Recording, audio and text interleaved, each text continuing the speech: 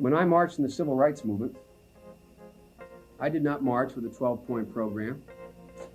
I marched with tens of thousands of others to change attitudes. And we changed attitudes.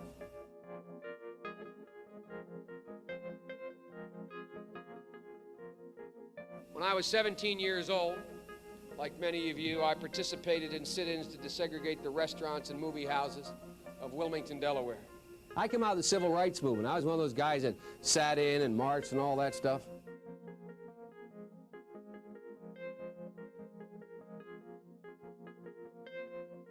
During the 60s, I was, in fact, very concerned about the civil rights movement. I was not an activist. I worked at an all-black swimming pool in the east side of Wilmington, Delaware. I was involved in what they were thinking, what they were feeling. I was involved, but I was not out marching. I was not down in Selma. I was not anywhere else. I was a suburbanite kid who got a dose of exposure to what was happening to black Americans when I'm in my own city.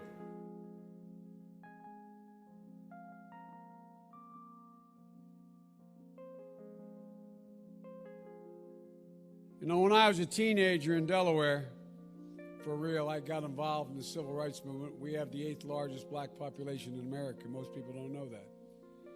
And I'd go to 8 o'clock Mass, then I'd go to Reverend Herring's church where we'd meet in order to organize and figure where we were going to go, whether we were going to desegregate the Rialto movie theater or what we were going to do.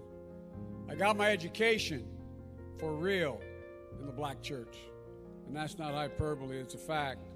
But I got my education, Reverend Doc, in the black church. Not a joke. Because when we used to get organized on Sundays to go out and desegregate movie theaters and things like that, we do it through the black church. I was no big shakes, Reverend, in the civil rights movement. I was just a kid. I got involved in desegregating movie theaters and helping, you may remember Reverend Moyer in Delaware and Herman Holloway organized voter registration drives, coming out of black churches on Sunday, figuring how we were going to move. In October, I was invited to the National Civil Rights Museum in Memphis to receive the Freedom Award, a thing when I sat in black churches in the east side of Wilmington getting ready to, and by the way, next to two Jewish rabbis, getting ready to go out and desegregate movie theaters in Delaware. I never, ever thought in my life I would be worthy of, and I'm still not sure I'm